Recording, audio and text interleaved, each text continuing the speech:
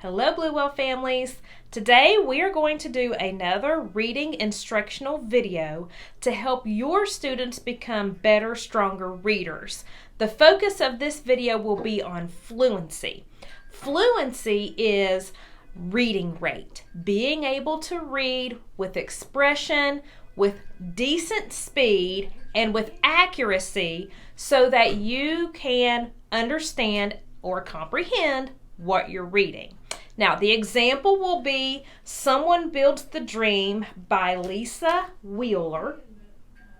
And I'm going to show you how you should read with fluency. Now, the way that the teachers do this is often they do it by timing the students for 1 minute to see how many words they read in a minute and also how many words they read correctly in a minute. Sometimes when they time the students try to rush too fast or they kind of panic and they read too slowly. So we want to make sure that we're not reading too fast and we're not reading too slowly because both of those things can impact your comprehension. So let's do a couple of non-examples, okay? First, I'm going to read too slowly. So pretend my teacher is timing me for a minute, and this is how I read.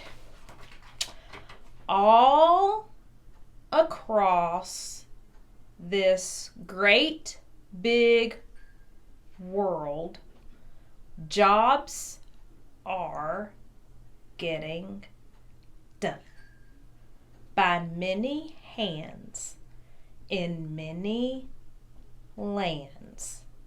It takes much more than one. So if you're reading too slowly, it's kind of like, okay, come on, we got to pick up our pace because I just read it. And honestly, I cannot remember anything that I read because I was reading too slowly. Now, sometimes you might pick up a book that's too difficult to read. I still pick up books that are too difficult for me to read. And that causes you to read too slowly because you're trying to figure out what the words are saying. If that happens, choose a different book so that you can read fluently, because oftentimes you want to choose a book that you can read in order to practice your fluency and to be able to read it well. So use that as a gauge, okay? If it's too difficult, don't use that book to practice fluency. Now I'm going to read it too fast because what happens is the students think it's a race. And so they read really, really, really fast because they want to beat their friend and they want to read more words than them. But that does not matter. If I read less words than Miss Debbie, does that matter? No, not as long as I know and understand what I'm reading. So here's an example of reading it too fast.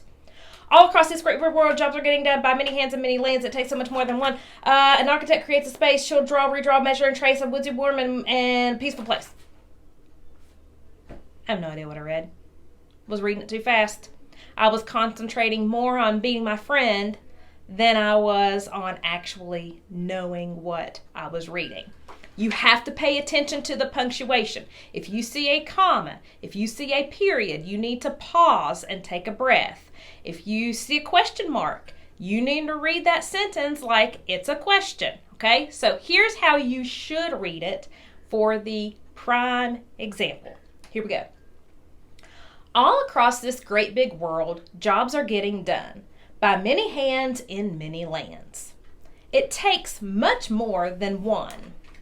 An architect creates a space. She'll draw, redraw, measure, and trace. A woodsy, warm, and peaceful place.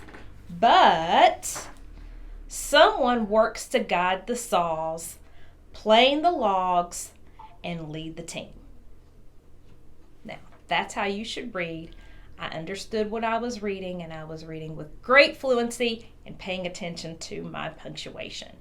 Boys and girls, I hope this helps. Be sure to practice this at home so that when you come to school and you're tasked with reading aloud or reading to yourself even, or reading with a friend, you'll be able to read with fluency.